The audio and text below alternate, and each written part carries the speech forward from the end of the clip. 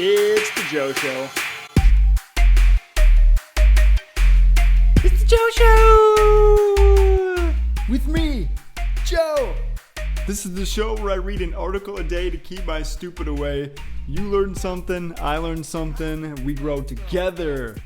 If you don't know this about me, I'm a huge procrastinator, and you probably are too. We're all guilty of procrastinating a little bit, because lately I've been like, man, I have so much to do, and I can't figure out what to do first, and I just feel paralyzed with choice. But that's why this article's headline caught my attention. So this article is entitled, "This Spreadsheet Will Help You Focus on What's Important." And I was like, this is exactly what I'm looking for this week. It's written by a guy named Dave Bailey, and the tagline is, "You know what you should be doing, but you just can't bring yourself to actually do it." There's a hint of, hey, I've got too much going on, but also a hint of like, I don't really want to do it, which I can also suffer from occasionally. I'm a productive procrastinator. To the outside world, I'm one of the most fiercely productive people around. Yo, I relate to this so hard. Everyone's always like, how are you so productive? But like internally, from my perspective, I'm not that productive. Whatever you're avoiding, I want to share with you the effective process I've used to eliminate my own procrastination. It takes about 15 to 30 minutes to complete, and it works every single time. Dave, that is a big claim. First, we need to establish why we procrastinate. 3 forces drive us to procrastinate. The first is having a long to-do list. You might find it helpful to keep a written to-do list, but the most important things aren't even on it. Instead, they remain in your head. The second force is a disabling narrative. This is that little voice in your head that gives you all the reasons you need for not acting. Maybe it's something like, What if it all goes wrong? or maybe it'll take too long, or You're not good enough to do that. I think we all suffer from these sorts of narratives. This voice goes by many names: resistance, your inner saboteur, the gremlins, or as I call mine, Bill. Shut up, Bill! The third force is inertia. It's hard to start moving something that isn't already moving.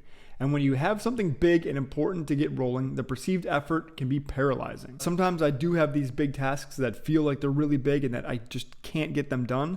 Like, for example, writing a patent. I'll start, and then when I finally get that inertia ball rolling, I don't want to stop until it's done. Getting that ball rolling is the hardest thing, but once it's rolling, it's so much easier to just be in the zone and finish it. Any one of these forces might lead you to procrastinate, but when you have all 3 present simultaneously, procrastination is inevitable. Dun dun dun! I developed the following process to help you address the underlying issues holding you back from doing what's important, and it boils down to simply completing a table with the following columns. And here we have The anti-procrastination template. We can see here the column labels. We have to-do item, impact, effort, return, disabling narrative, enabling narrative, and zombie. Next step. 1. List out what might be important.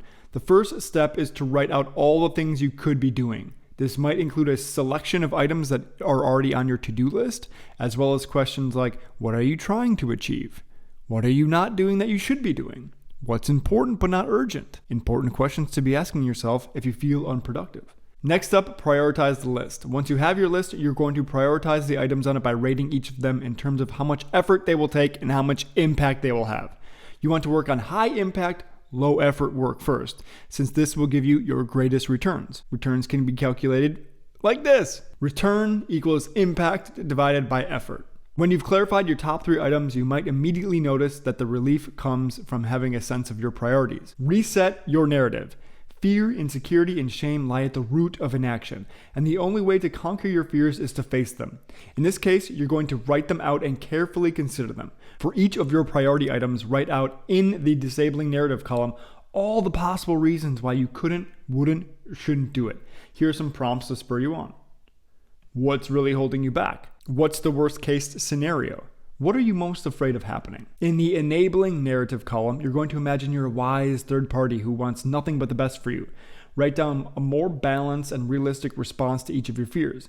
For example, next to I'm not good enough, you might write you are good enough and it doesn't need to be perfect, just done. Writing down your fears will deactivate their power over you, and writing down a more positive and realistic response will enforce that feeling. This has been proven by neuroscience, so Take that, procrastination. I find that, writing things down and having a counter narrative in your head is actually super helpful, especially for people who suffer from having a Bill around, Shut up, Bill! Write the zombie next step. We still have to address the inertia problem. The trick here is to define your first step so simply and clearly that even a zombie with no brain could follow it. If you can make starting an important task easier, continuing it often looks after itself.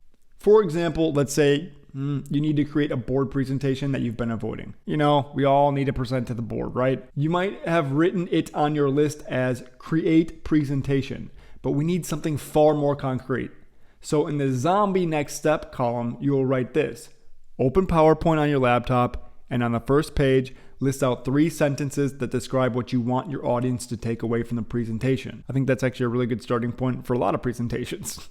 What about the rest of the plan? You'll deal with it once you've actually begun. Creating the energy required to start is the key to finally eliminating your procrastination. So if we look at an actual example here, I downloaded Dave's template. I have it open here in Microsoft Excel. It's very easy to use.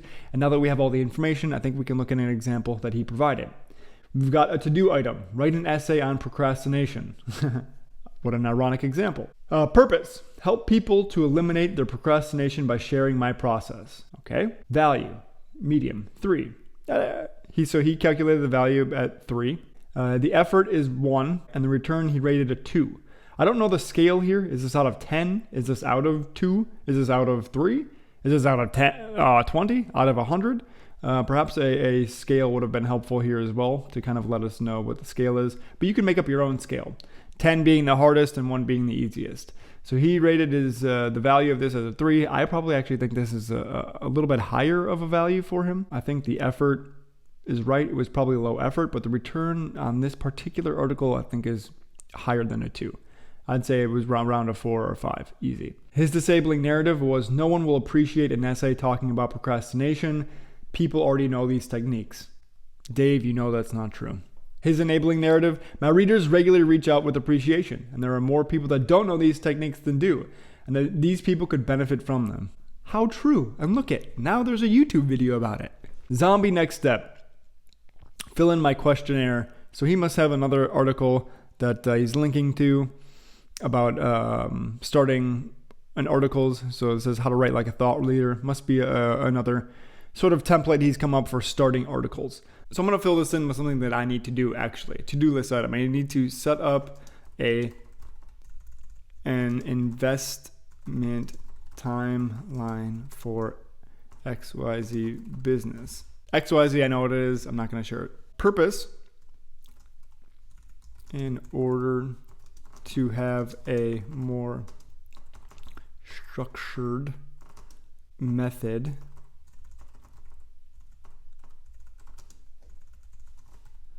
to raise money this round. Now the value of this is high and the effort is that. So our value is,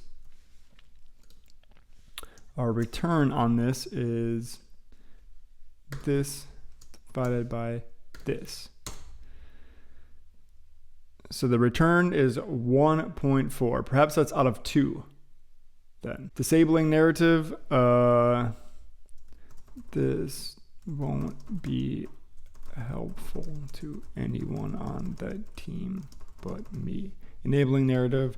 A level of transparency in the process can help the team work together on this venture raise.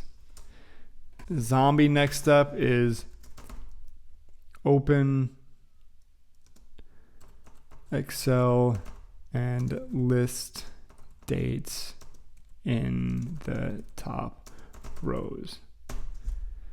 So this is a task I'm not avoiding in particular, but it is something that I need to get done.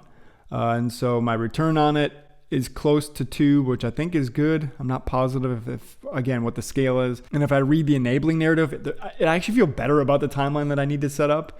Now all I need to do is open up a new Excel sheet and list some dates at the top. So when I start to feel overwhelmed with the amount of tasks that I need to do and start to feel paralyzed and not know where to start, I think I'm going to open this up and start to value out my tasks and find out what my what my greatest returns will be to figure out what I need to get done for that day. I think this can be really helpful. I hope you learned something. I hope you start using it in your own daily schedule and that you can become even more productive and perhaps fight against procrastination. I know it's something I suffer from. This has been today's Joe Show. If you like my content, click subscribe below and hit the bell so you get a notification when I upload a new video every single day. You can send articles, love, hate videos over to hijoeshow@gmail.com and follow me on Instagram @ajoeshow. This has been The Joe Show. Until next time, read something good.